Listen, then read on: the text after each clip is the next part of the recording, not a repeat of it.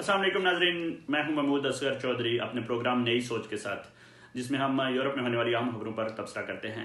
आज की वीडियो में हम बात करेंगे कि इटली के सदर मत्तारेला ने नई हुकूमत बनाने के लिए सुपर मारियो को बुला लिया है। सुपर मारियो कौन है और कौन है ये नई शख्सियत जिनके बारे में सदर ने कहा था कि ज़रूरत है कि हाई प्रोफाइल लोगों को मुल्क का इक़्तिदार दिया जाए ताकि वो मुल्क को ठीक कर सकें। मारियो ड्रैगी कौन है, उस पर तफसील से बात करेंगे।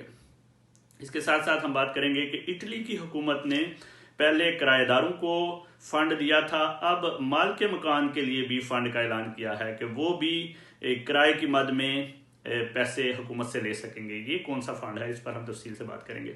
आखिर में हम बात करेंगे कि डेनमार्क की पार्लियामेंट ने अपनी एक्स इमिग्रेशन मिनिस्टर की इम्पीचमेंट यानी मुहासबे की करारदाद पास की है। उनको अदालत में पेश होना पड़ेगा और केस का सामना करना पड़ेगा। उन्होंने क्या किया था, उस पर हम तफसील से बात करेंगे। वीडियो में आगे जाने से पहले मेरी आपसे गुजारिश है कि आप मेरे चैनल को सब्सक्राइब कर लें, लाइक कर लें और इसके साथ जुड़ जाएं, क्योंकि इमिग्रेशन के हवाले से और तारकीन वतन की खबरों के हवाले से आपको ताज़ा तरीन मालूमात यहीं से मिल सकती है। बहुत शुक्रिया। जोसेपे कोंते हैट्रिक नहीं कर सके। इटली के हर दिल अजीज पॉपुलर लीडर जो न सिर्फ इटालियन शहरियों में बल्कि ओवरसीज़ और गैर मुल्कियों में भी बड़े हर दिल अजीज थे, प्रोफेसर जोसेपे कोंते दो दफ़ा दो मुख्तलिफ कोalition को लेकर इटली के प्राइम मिनिस्टर रह चुके हैं। तीसरी दफ़ा वो हैट्रिक करने के लिए खुलकर खेलना चाह रहे थे, बाहर निकले और आउट हो गए। उनको बहुत ज़्यादा कॉन्फिडेंस था कि उन्होंने वोट ऑफ कॉन्फिडेंस जीत लिया था कौमी असम्बली में भी और सेनेट में भी, लेकिन सेनेट में उनको एब्सोल्यूट मेजॉरिटी नहीं मिली। तो उन्होंने कहा कि मैं इस्तीफ़ा देता हूं और नए सिरे से कोalition बनाऊंगा और ज़्यादा मजबूत तरीके से हुकूमत को सर्व कर सकूंगा।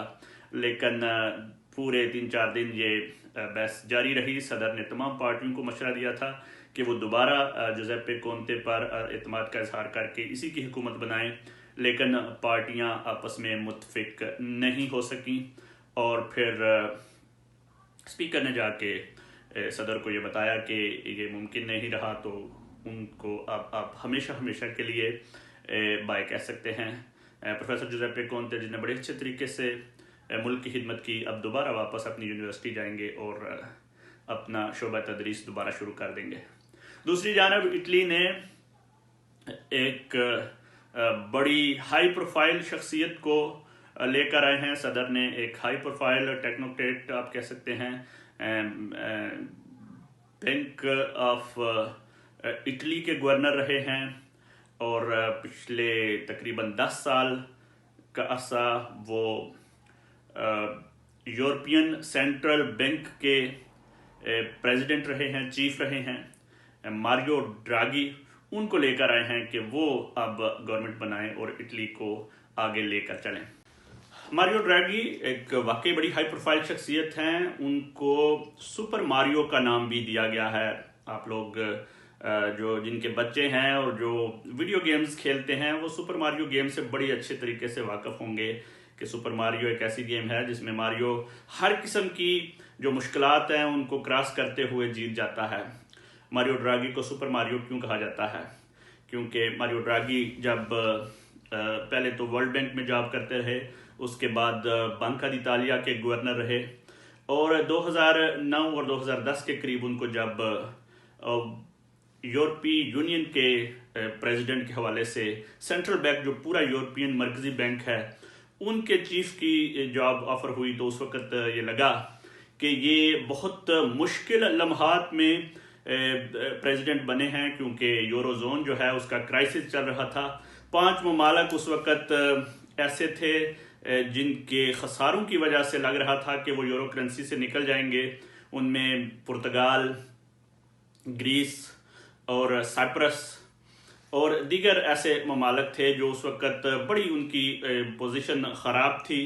तो उस वक्त इन्होंने अपना चार्ज संभाला और उन्होंने कहा कि मैं हर मुमकिन कोशिश करूंगा कि कोई भी यूरोपियन मुल्क इस यूरोजोन से नहीं निकलेगा, और जो जैसा उन्होंने कहा उन्होंने करके दिखाया।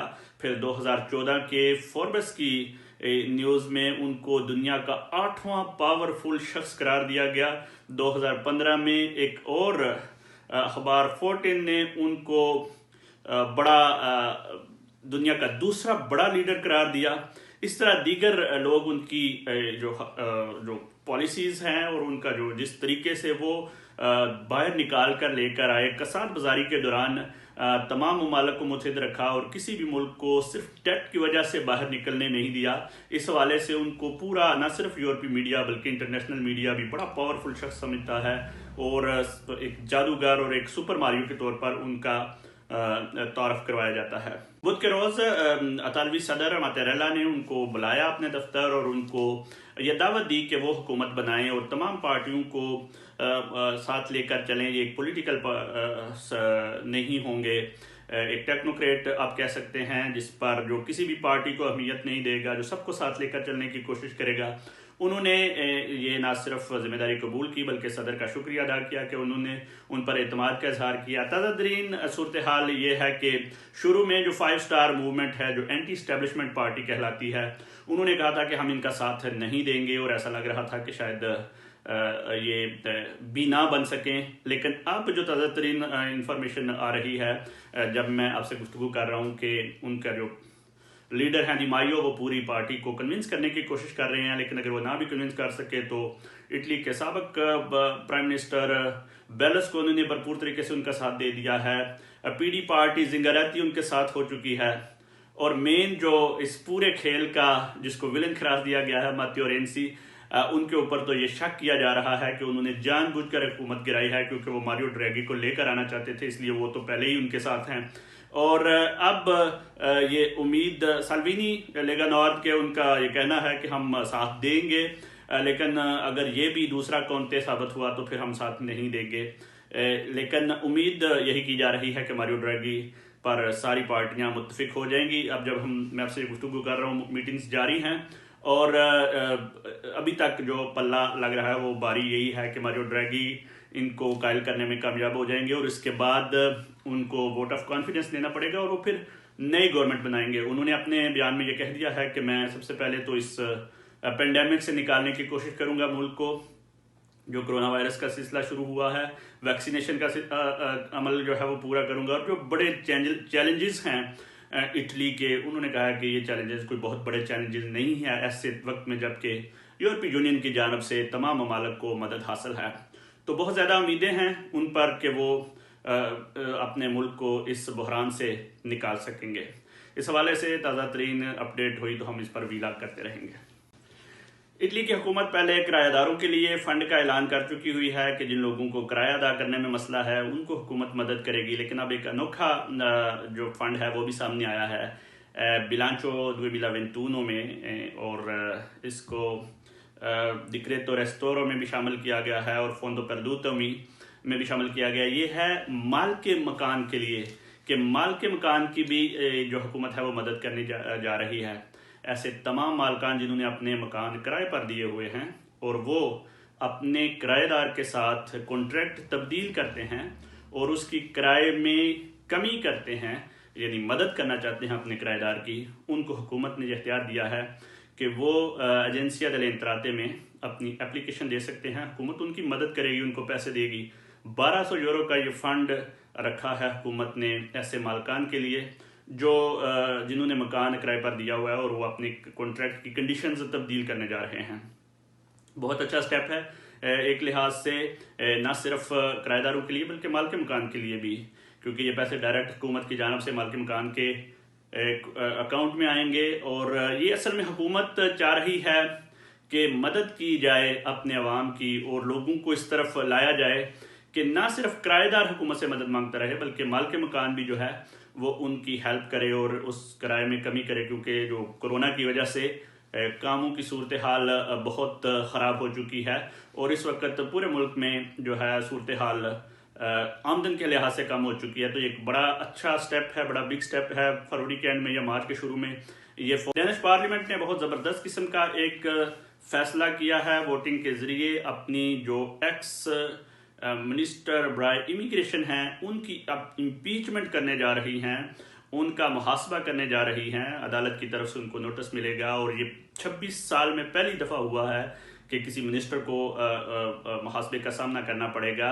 اس منسٹر انگر اسٹروکبے کا یہ جرم تھا کہ انہوں نے اپنے مینڈیٹ 2015 اور 2019 کے درمیان امیگرینٹس جوڑوں کو علیحدہ علیحدہ کر دیا تھا. ایک ایسی پالیسی بنائی تھی کہ جس میں جو کپلز ہیں ان کو کہا تھا آپ اکٹھے نہیں رہ سکتے. وجہ یہ بتائی تھی کہ آپ کپل کی جو عمر ہے وہ 18 سال سے کم ہے، اور ڈنمارک کا یہ قانون ہے کہ 18 سال سے کم عمر کے لوگوں کو کپل تسلیم نہیں کیا جاتا. اس پر اس وقت ان کی پارلیمنٹ میں بحث ہوئی. 139 ووٹ کے مقابلے میں صرف 30 ووٹ آئے. مخالفت میں 139 ممبران پارلیمنٹ کا کہنا تھا کہ یہ انہوں نے ظلم کیا اور کپلز کو الگ کیا. امیگریشن جو ہے اس میں آپ تعصب نہیں کر سکتے، آپ متعصبانہ رویہ نہیں رکھ سکتے، اور یہ ایک مثالی بن جائے گا فیصلہ اگر ان کا محاسبہ ہوتا ہے. تو آئندہ آنے والی حکومتیں اور آئندہ آنے والے امیگریشن منسٹرز بھی ان چیزوں کا بہت زیادہ خیال رکھیں گے کہ جو چیز وہ اپنے لیے پسند کرتے ہیں وہ دوسرے جو امیگرینٹس ہیں ان کے لیے کیسے وہ اس چیز کو کر سکتے ہیں. اور بہت سے ایسے اسلامی ممالک ہیں جہاں پہ بچوں کی شادیاں 17 اور 18 سال کی عمر میں ہو جاتی ہیں. یہ قانون اگر یورپی یونین کا ہے تو اس کو دوسرے ممالک کے قوانین کا بھی احترام کرنا چاہیے.